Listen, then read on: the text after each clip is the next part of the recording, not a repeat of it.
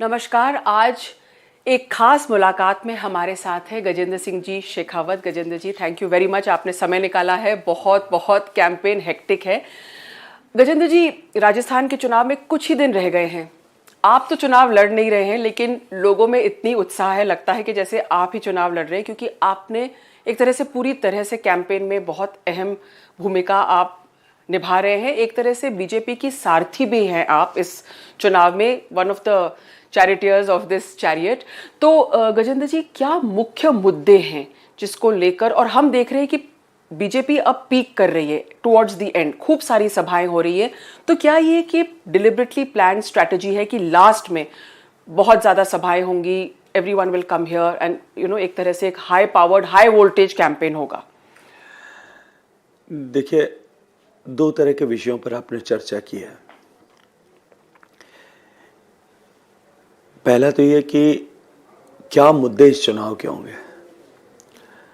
मैं लगभग पिछले 30 साल से ज़्यादा समय से राजस्थान की राजनीति को, राजस्थान के चुनावों को बहुत गहराई के साथ में देखा, समझा है और काम किया है। सामान्यतया कुछ विषयों के इर्द गिर्द चुनाव हमेशा होते हैं, लेकिन इस बार का चुनाव पिछले 5 साल में वर्तमान सरकार, अशोक गहलोत सरकार के खिलाफ प्रतिक्रिया, जो विश्वासघात किसानों के साथ हुआ, युवाओं के साथ हुआ, महिलाओं के साथ हुआ, सामान्य उपभोक्ताओं के साथ हुआ, संविदा के कर्मचारियों के साथ हुआ, उस विश्वासघात से पीड़ित होकर के अपने साथ धोखा हुआ है ये मानते हुए सभी वर्ग संवर्ग के लोग इस वर्तमान सरकार को अपदस्थ करने, उखाड़ करके फेंकने के लिए पूरे कमिटमेंट के साथ में जुड़े हैं। ऐसा मैंने पहली बार देखा है कि पूरे समाज ही एक साथ सरकार को बदलने के लिए मुखर होकर के खड़ा हुआ। सर, वो इतनी सारी गारंटी मैंने 2014 का चुनाव भी देखा है, 2019 का चुनाव भी, दोनों चुनाव मैंने खुद लड़े।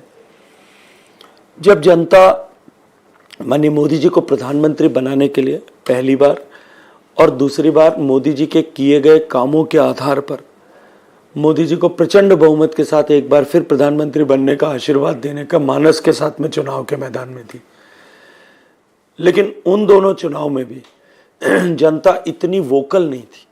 अब की बार मुखर होकर के जनता को, भारतीय जनता पार्टी को सरकार में लाने और कांग्रेस को सरकार से उखाड़ने के लिए लगी है। पर सर, ये कैसे है? क्योंकि हम देख रहे हैं कि कांग्रेस तो बहुत ज्यादा गारंटीज और सोशल वेलफेयर स्कीम्स को लेके आ रही है, वो उसी के बलबूते पे रिपीट करना चाह रही है। देखिए, मैं दो बातें इसमें भी कहना चाहता हूं कि 2013 का चुनाव इसी तरह से कांग्रेस पार्टी सरकार में थी, माननीय मुख्यमंत्री अशोक गहलोत थे। उन्होंने सुनियोजित रूप से अपने आप को देश में मुख्यमंत्री नंबर 1 घोषित करवाया। सारे media platforms, may be it is electronic media और द सोशल मीडिया, जितना कितना उस समय पेनिट्रेशन कांग्रेस का था, और प्रिंट मीडिया, इन तीनों पर बहुत शिद्दत के साथ प्रचारित करवाया गया। फिजिकल होर्डिंग पूरे स्टेट में हर गली मोहल्ले में लगाए गए। अनेक तरह की योजनाएं प्रारंभ की गई उस समय, फ्री बिजली की, फ्री चिकित्सा की योजना और फ्री टेस्ट की योजना और बिजली की योजना, अनेक तरह की योजनाएं घोषित की गई। लेकिन राजस्थान की जनता मानस बना चुकी थी। कांग्रेस 21 सीट पर सिमट करके रह गई थी। दूसरा विषय यह कि किसी भी सरकार को अपने फैगेंड पे, अंतिम चरण में इस तरह की घोषणाएं, इस तरह की लोक लुभावने वादे, इस तरह की फ्रीबीज पर क्यों जाना पड़ता है, इस तरह की गारंटीज अंततः क्यों देना पड़ती? वो इसलिए कि वो सरकार ये जानती है कि 4.5 साल तक वो डिलीवर करने में फेल हो गए। तब उनको आखिरी पड़ाव पर आकर के इस तरह की लोक लुभावन घोषणाएं करके अपनी खिसकती हुई जमीन को वापस बचाने के लिए प्रयास करना पड़ता, और ठीक वही अशोक गहलोत सरकार ने किया। लेकिन क्योंकि किसानों के साथ इतना बड़ा धोखा हुआ था, युवाओं के साथ इतना बड़ा धोखा हुआ था, और एक बार धोखा खाए हुए लोग राजस्थान में, जैसा हिंदी में कहते हैं कि दूध का चला छाछ को भी फूंक मार करके पीता है, अब की बार विश्वास करने को तैयार नहीं था। और उसके बाद कोड में खाज ये है कि महंगाई राहत शिविर के नाम पर जितने वादे किए थे वो धरातल पर खोखले साबित हुए, वो धरातल पर किसी तरह का इम्पैक्ट नहीं बना पाए, इसलिए 7 गारंटी स्कीम्स लाई गई। अब उन 7 गारंटी स्कीम्स को अगर देखो तो कई बार हास्यास्पद लगती है। 500 रुपये में सिलेंडर देंगे, जबकि 600 रुपये में भारत सरकार पहले सिलेंडर देना ऐसा तय कर चुकी है। मोदी जी 500 रुपये की सब्सिडी ऑलरेडी दे रहे हैं। उसके बाद में इन्होंने घोषित किया कि हम बच्चों को कॉलेज में जो आएंगे उनको हम लैपटॉप्स और टैबलेट्स देंगे। पिछले 5 साल से जो स्कीम एग्जिस्टिंग थी कि जो स्कॉलर स्टूडेंट है उनको लैपटॉप और आईपैड्स मिलने चाहिए, ऐसे 85,000 बच्चे आज भी इंतजार कर रहे हैं जिनको 5 साल गुजर गए अभी तक नहीं मिले। राजस्थान के दुग्ध उत्पादक जो सरस डेयरी को दूध देते हैं, सरकार के आदेश के कारण से डेयरीज जितनी भी हैं सरस की, वो अपना एसएनएफ जो सॉलिड मिल्क फैट या जिसको पाउडर कहते हैं हम दूध का, जब बहुलता में प्रचुरता में दूध आता है सीजन के समय में, तब डिमांड कम होती है तो या तो घी में कन्वर्ट करती है डेयरी या मिल्क पाउडर में कन्वर्ट करती है। सरकार की अनुमति से मिल्क पाउडर मार्केट में बेचती है। सरकार ने आदेश दिया कि आप मिल्क पाउडर नहीं बेचेंगे क्योंकि हम स्कीम ला रहे हैं ताकि बच्चों को स्कूल में जो है हम दूध दे सकें।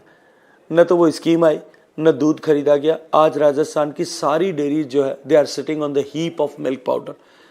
और उसका नतीजा क्या है? दुग्ध उत्पादक को पिछले 4 महीने 5 महीने से पेमेंट नहीं हो रहा है। सरकार को ये चिंता नहीं है कि वो कहाँ से चारा ला रहा होगा, कहाँ से पशु आहार खरीद रहा होगा, कैसे उसका जीवन चल रहा होगा। और आपने घोषित कर दिया कि अब हम 2 रुपए किलो में गोबर खरीदेंगे। आप दूध का पैसा नहीं दे पा रहे हो, गोबर खरीदेंगे ऐसा वादा कर रहे हो। सरकार ने वादा किया कि हम किसान को फ्री बिजली देंगे, जब जरूरत पड़ी तब बिजली नहीं दे पाए। अन्नपूर्णा किट के नाम पर वादा किया, लेकिन अन्नपूर्णा किट की असलियत जब सामने आई, उसके मिलावटी सामान की हकीकत सामने आई तो लोगों का विश्वास समाप्त हो गया। इसलिए ये एक गारंटी के एक विश्वासघात के बाद में दूसरे जो है वादे, उन वादों के फेल होने के बाद में आप गारंटीज लेकर के आए। जनता ऐसी झूठी गारंटीज पर अब विश्वास नहीं करेगी। तो मुख्यमंत्री आप पे आरोप लगाते हैं कि आपने ये सब बात करी लेकिन आप ईस्टर्न कनाल राजस्थान ईस्टर्न कनाल प्रोजेक्ट नहीं लेके आए जल शक्ति मंत्री होते हुए, और वो मुद्दा वो ईस्ट राजस्थान में खासकर उठा रहे हैं। देखिए, मुझे लगता है कि कांग्रेस अब मुद्दे से भाग रही है। जिस ईस्टर्न राजस्थान कैनाल को अपनी राजनीतिक महत्वाकांक्षाओं के लिए एक राजनीतिक मुद्दा बनाने के, चुनाव लड़ने का हथियार बनाने का षड्यंत्र माननीय मुख्यमंत्री जी ने किया था, और उस षड्यंत्र के माध्यम से उन्होंने पूर्वी राजस्थान के 13 जिलों के 3.5 करोड़ लोगों के सूखे कंठों पर, प्यासे कंठों पर राजनीति करने का पाप किया। और साथ ही साथ में 7.5 लाख हेक्टेयर जो सिंचित जमीन हो सकती है उसकी संभावनाओं को विराम लगा करके, उसमें बाधाएं उत्पन्न करके प्यासी धरती को भी प्यासा रखने का षड्यंत्र किया है। राजस्थान की जनता को अब समझ में आने लगा है, और भारत सरकार ने माननीय मोदी जी के आशीर्वाद से जो नदी जोड़ने की परियोजना में इस ईस्टर्न राजस्थान कैनाल के रिवाइज्ड रूप को सम्मिलित किया है।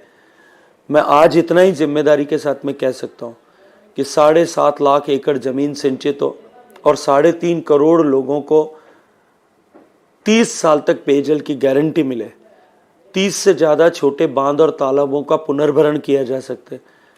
इस योजना को भारतीय जनता पार्टी की सरकार बनते ही हम प्राथमिकता के साथ में प्रारंभ करेंगे। और ये तो आज देश जानता और मानता भी है कि माननीय मोदी जी की सरकार जिस काम का शिलान्यास करती है उसका उद्घाटन भी वही करती है।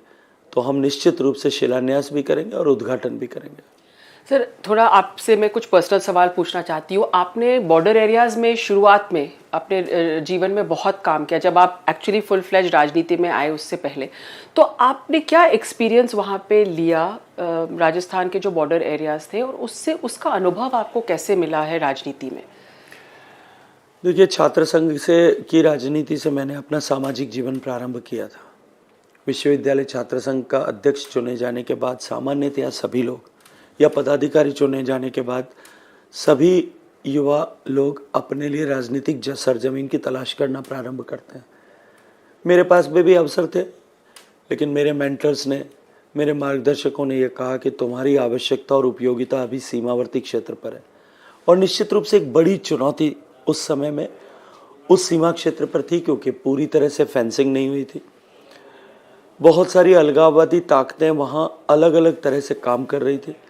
एक तरफ रेडिकलाइजेशन के प्रयास हो रहे थे, दूसरी तरफ एंटी नेशनल एक्टिविटीज़ को का केंद्र वो एरिया बन रहा था।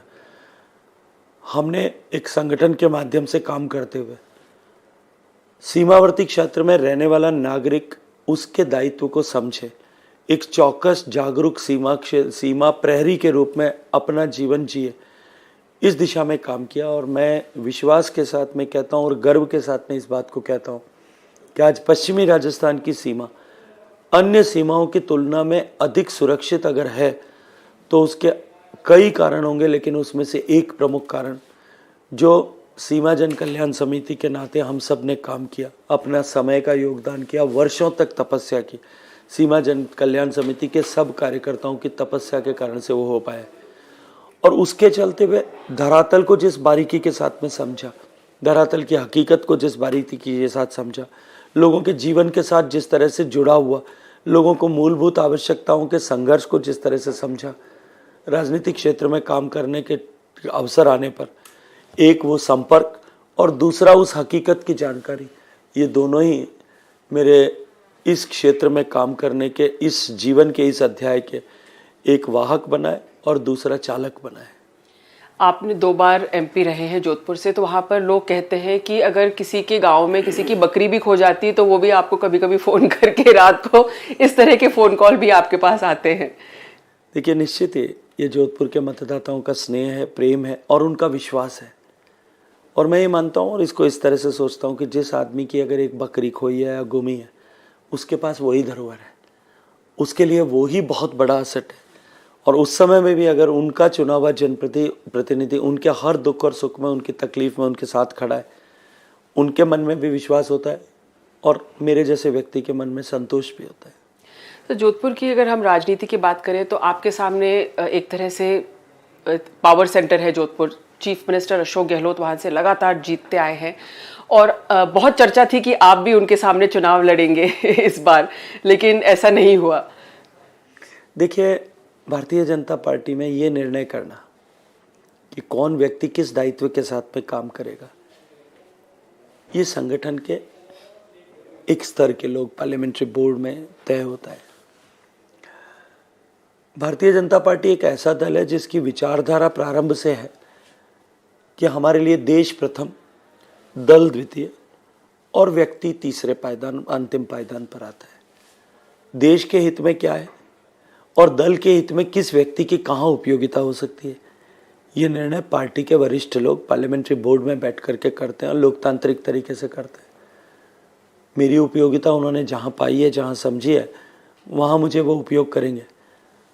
अगर विधानसभा में कुछ साथियों के लिए लगता था कि इनको विधायक का चुनाव लड़ना चाहिए, राजस्थान की राजनीति में उनकी आवश्यकता है, उनको उस दृष्टिकोण से चुना गया। आज मुझे केंद्र में काम करने का, सरकार में काम करने का सौभाग्यपूर्ण अवसर माननीय प्रधानमंत्री जी ने दिया है। कल संगठन ये तय करे कि मेरी आवश्यकता संगठन में है, शायद हो सकता है वहाँ मेरी कोई भूमिका हो सकती है। और इससे आगे बढ़ करके भी मैंने तो कई बार कहा है कि मैं जिस विचार परिवार से आता हूँ, जिस परिवार ने मुझे पहले सीमावर्ती क्षेत्र में भेजा था, बाद में मुझे राजनीतिक क्षेत्र में भेजा, अगर परिवार तय करे कि आज मेरे जैसे किसी कार्यकर्ता का उपयोग समाज के किसी अन्य क्षेत्र में हो सकता है, चाहे वो सेवा का क्षेत्र हो सकता है, शिक्षा का क्षेत्र हो सकता है, जो है घर वापसी का, परावर्तन का क्षेत्र हो सकता है, वनवासी कल्याण परिषद का क्षेत्र हो सकता है, विद्यार्थियों के बीच में काम करने का क्षेत्र हो सकता है। ऐसे किसी भी क्षेत्र में जाने के लिए अगर वो मुझे उपयुक्त समझें, वो देश के लिए और दल के लिए हितकारी है, तो मैं इसी खुशी के साथ, इसी ऊर्जा के साथ, इसी उत्साह के साथ में, इसी मनोयोग के साथ मैं वहाँ भी काम करूँगा। क्योंकि मैं जानता हूँ कि मैं जहाँ भी काम करूँगा वहाँ लक्ष्य एक ही होगा और वो होगा भारत माता की जय करना। इसलिए जहाँ भी करेंगे भारत माता की जय करने के लिए काम करेंगे। मुख्यमंत्री के बेटे के सामने चुनाव लड़ा और सब कह रहे थे कि वो जो चुनाव था 2019 का, वो उसमें आप और सीएम आमने सामने थे। कहीं ना कहीं आपको लग रहा है कि उसके बाद में जो कुछ हुआ आपके और सीएम के बीच में, today there is a case, a defamation case which is going on in court, you know, in Sanjivani घोटाला, he is again and again named you, he is also, उन्होंने अपने मतलब आपके परिवार लोगों का भी नाम लिया है। तो आपको लगता है कहीं ना कहीं आपको उस बात का, क्या मैं कहूँ, रिग्रेट है कि इस तरह की, मतलब इस पद पे पहुंचने के बावजूद आपके सामने इस तरह के आरोप आप पे लगे हैं? देखिए, निश्चित ही अपने बेटे की हार से उपजी खिसियाहट और पिछले लगभग 4.5 दशक से उनकी एक छत्र पूरे जोधपुर में राजनीतिक एकाधिकार, उन दोनों को शायद पहली बार चुनौती मिली और उस चुनौती के चलते हुए उनके मन में कहीं न कहीं खींच और खिसियाहट है और उसका प्रदर्शन उनकी शब्दावली में अनेक बार होता है। अपने राजनीतिक लाभ के लिए उन्होंने मेरा राजनीतिक हनन करने के लिए उन्होंने इस संजीवनी को एक हथियार के रूप में उपयोग लेने का कोशिश किया। जिस सोसाइटी से मेरे परिवार के किसी भी 3 पीढ़ी के किसी व्यक्ति का भी कहीं कोई प्रत्यक्ष अप्रत्यक्ष लेना देना नहीं था, उसको मेरे साथ चिपकाने का पाप किया। लेकिन जनता सब जानती है, जनता सब समझती भी है, उनके उद्देश्य को भी समझती है, मंतव्य को भी समझती है। इस 75 साल के लोकतंत्र में मतदाता ऐसे विषयों को अब जानने लगा है। मुझे लगता है कि शायद गहलोत साहब इस बदली हुई मानसिकता को नहीं पहचान पाए, इसीलिए उन्होंने अपने बेटे को उस चुनाव में जब देश की जनता नरेंद्र मोदी जी को प्रधानमंत्री बनाने के लिए पूरे ताकत के साथ में जुटी थी, वो नहीं पहचान पाए, इसीलिए गलती कर बैठे और उस गलती की सजा आज भी उनके मन में कहीं ना कहीं होगी। काफ़ी जर्नलिस्ट आजकल आपसे सवाल पूछ रहे हैं कि इस सब के बावजूद अगर आपको उनके साथ चाय पीने का मौका मिले तो क्या आप चाय पिएंगे? पता नहीं ये सवाल क्यों पॉपुलर हो गया, लेकिन एक ट्रेंडिंग सवाल है आपके सामने। देखिए, मैंने तो पहले भी कई बार कहा है कि मेरी कोई व्यक्तिगत फेमिनिस्ट से नहीं है, कोई लड़ाई भी नहीं है।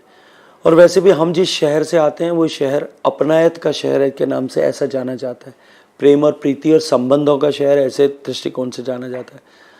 तो मैं तो आज तो ये कहूँगा कि अब ये तय हो गया है कि अशोक गहलोत साहब सरकार से बाहर जाने वाले। ये तय हो गया है कि अब जिस तरह का परिदृश्य कांग्रेस में और जो मैं समझता हूँ और जितना समझता हूँ, पहले जब कभी भी वो सत्ता से बाहर हुए, चाहे वो 2003 में हुए होंगे, चाहे वो 2013 में हुए होंगे, राजस्थान के मुख्यमंत्री की कुर्सी से उतरते ही उन्होंने दिल्ली में कांग्रेस पार्टी के संगठन में बड़ी कुर्सी किसी न किसी तरह से हथियाई और उसके आधार पर दिल्ली में रह करके अपने राजनीतिक जीवन को आगे चलाया। लेकिन आज जिस तरह की परिस्थितियां हैं, अब की बार जब वो सरकार से बाहर निकल रहे हैं, निकलने के बाद में अब उनको दिल्ली में भी जगह नहीं मिलेगी और जब उनके पास में शायद उन दोनों परिस्थितियों के कारण से बहुत सारा फ्री टाइम होगा, तब वो मुझे एक दिन ज़रूर चाय पीने के लिए बुलाएंगे। मैं उसका इंतज़ार भी कर रहा हूँ, क्योंकि उनके जैसे अनुभवी आदमी से, उनके जैसे जादूगर से कि कहीं भी नाम न होते हुए वो मुख्यमंत्री 3-3 बार बन गए। चेहरे की बात कांग्रेस पार्टी करती है कि बीजेपी चेहरा ढूंढ रही है और माननीय प्रियंका जी कहती हैं कि प्रधानमंत्री पूरे राजस्थान में घूम करके चेहरा ढूंढ रहे हैं। उनके यहाँ अभी चेहरा डिसाइडेड नहीं है और उनके यहाँ पिछले 3 चुनाव में जो चेहरा था वो चेहरा खो गया और जादूगर आ गया। तो मैं तो उनकी जादूगरी सीखने के लिए उनके पास में ज़रूर जाऊँगा कि उनसे राजनीति के कुछ जादूगरी के गुण उनसे सीख सकूं। कुछ दिन पहले आपने किसी के साथ कॉफ़ी भी पिया था, आप वसुंधरा जी को मिलने गए थे और बताया जाता है कि आप दोनों ने कॉफ़ी पिया, तो काफ़ी कुछ अभी कहते हैं ना कि T diplomacy and coffee diplomacy, तो आपको लगता है कि कहीं कुछ मन मुटाव हुआ हो या क्या चर्चा हुई उस over that cup of coffee? देखिए, मुझे लगता है कि वो सामान्य शिष्टाचार की भेंट थी। वसुंधरा जी हमारी भारतीय जनता पार्टी की वरिष्ठ नेता हैं, 2 बार हमारी मुख्यमंत्री भी रही हैं, पार्टी की राष्ट्रीय उपाध्यक्ष भी हैं।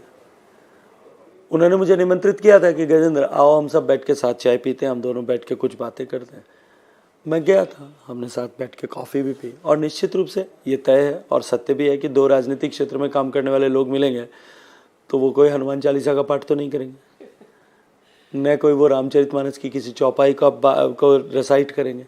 तो राजनीतिक विषयों पर बात हुई, चुनाव का समय है तो लाजिमी था उन विषयों पर बात होना। हमारी चर्चा हुई, स्वस्थ चर्चा हुई, किस तरह से भारतीय जनता पार्टी को विजयी बनाया जा सकता है, किस तरह से भारतीय जनता पार्टी की विजयश्री को और अधिक व्यापक बनाया जा सकता है, किन विषयों पर काम करके हम भारतीय जनता पार्टी की संभावनाओं को और ज़्यादा प्रबल बना सकते हैं। इन सब विषयों पर हमने चर्चा की।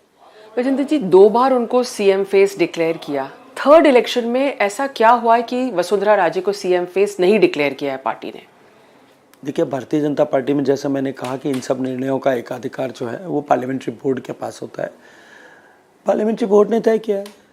3 बार से 4 बार से मुख्यमंत्री शिवराज सिंह जी थे मध्य प्रदेश में, अब की बार वहाँ भी फेस डिक्लेयर नहीं किया। तो मुझे लगता है कि बड़ा प्रश्न तो वहाँ होना चाहिए। इसलिए भारतीय जनता पार्टी में इस तरह की परंपराएं नहीं है। भारतीय जनता पार्टी में इस तरह का कोई लिखित अलिखित कानून भी नहीं है कि कोई कौन कौन किस विषय पर, किस पद पर, किस दायित्व के साथ काम करेगा। अगेन मैं वहीं आ जाऊंगा कि जिस दल के और देश के हित में जहां जिस व्यक्ति की उपयोगिता होगी वहां उस व्यक्ति को दायित्व मिले। इसीलिए आपने देखा होगा कि भारतीय जनता पार्टी में हम लोग सामान्यतया बातचीत में भी हम पद की बात नहीं करते, हम कहते हैं कि हमको दायित्व मिला है। It's a responsibility, not the office what we what is being assigned to anyone. आपके लिए कहते हैं last time when you won the election they said the farmer who wore jeans, they said this about you. So are you still very closely aligned to that? I mean initially you started off as a farming person. Agriculture is in the bottom of my heart. मेरा दिल से जुड़ा हुआ विषय है। किसानों के लिए कुछ कर सकें और देश की कृषि व्यवस्था को किस तरह से बदला जा सके। मैं सौभाग्यशाली हूँ कि मुझे देश के कृषि मंत्री के नाते काम करने का अवसर मिला और माननीय प्रधानमंत्री जी ने मेरे रुचि के विषय के साथ में मुझे काम करने का अवसर दिया।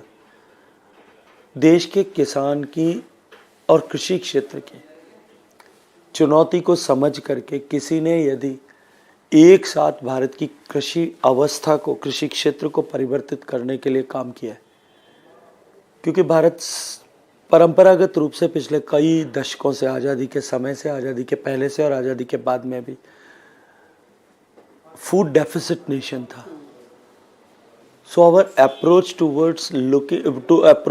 Look towards agriculture was production centric. लेकिन कालांतर में देश के किसान की मेहनत से और कृषि क्षेत्र में काम करने वाले वैज्ञानिकों के परिश्रम से, सिंचाई का संसाधन बढ़ने के चलते हुए, उन्नत तकनीकी आने के चलते हुए देश में प्रोडक्शन बढ़ा। आज हम दुनिया के टॉप 10 एग्रीकल्चर प्रोड्यूसिंग कंट्रीज़ में हम सबसे ज़्यादा खाद्यान्न पैदा करते हैं, सबसे ज़्यादा दलहन पैदा करते हैं, सबसे ज़्यादा खाद्य तेल पैदा करते हैं, हम सबसे ज़्यादा कपास पहले या दूसरे नंबर पे रहते हैं, हम सबसे ज़्यादा दूध पैदा करते हैं, सबसे ज़्यादा शुगर केन और शुगर पैदा करते हैं।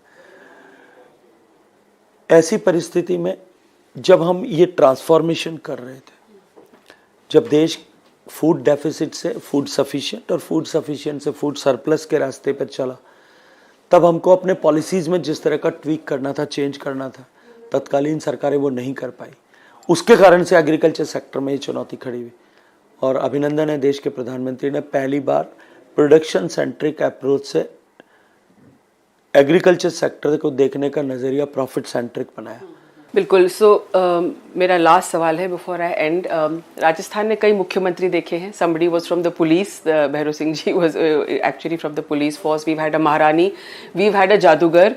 एंड आपको लगता है कि the farmer who wore jeans is one of the strong contenders for chief minister Rajasthan में? आप मुख्यमंत्री का चेहरा है, ऐसे सब लोग कह रहे हैं। मैंने तो पहले भी आपसे कहा है कि ये निर्णय करने का न तो मेरा अधिकार है और मैंने कभी जीवन में किसी भी क्षेत्र में काम करते हुए कल क्या होगा या कल क्या होना है इसको देख करके काम नहीं किया। मैं तो वर्तमान में जीता हूँ, आज में जीता हूँ। मैं आज अपने दल और देश के लिए क्या काम कर सकता हूँ, अपने समाज के लिए क्या काम कर सकता हूँ, मैं सिर्फ उसी में जीता हूँ और मैं उसमें खुश रह करके जीता हूँ। सर, आप सक्सेसफुल पॉलिटिशियन हैं, थोड़ा सा एक चीज़ बताइए, आप पर्सनल आपकी हॉबीज़ क्या हैं? देखिए, संगीत सुनना, क्लासिकल म्यूज़िक सुनना, भजन सुनना, लोगों से संवाद करना, चर्चाएं करना, युवाओं के साथ बातें करना, किताब पढ़ना, साहित्य पढ़ना, इन सब विषयों में मेरी रुचि है। मैंने सुना आप खाना भी बहुत अच्छा बनाते हैं। खाना बनाना, दिखाना, खिलाना और देश भर में घूमना, देश और दुनिया में। और मैंने पूरे हिंदुस्तान को ड्राइव करके 3 बार ट्रैवल किया है। अच्छा, खुद? इसलिए खुद ड्राइव करके अपने परिवार के साथ में। तो और अगर मैं इस राजनीतिक क्षेत्र में आने के बाद भी व्यस्तताओं के चलते हुए अगर कुछ चीज़ों को मिस करता हूँ तो यही सारी चीज़ें हैं जिनको मैं सोचता हूँ कि उनके कारण से एक रिक्तता कहीं ना कहीं जीवन में आई है। तो सर, जब चुनाव खत्म हो जाएगा तो आप कुछ बना के हमको ज़रूर खिलाइएगा। स्वागत है। बहुत बहुत शुक्रिया हमसे बातचीत करने के लिए। तो गजेंद्र सिंह शेखावत, खास मुलाकात NDTV के साथ।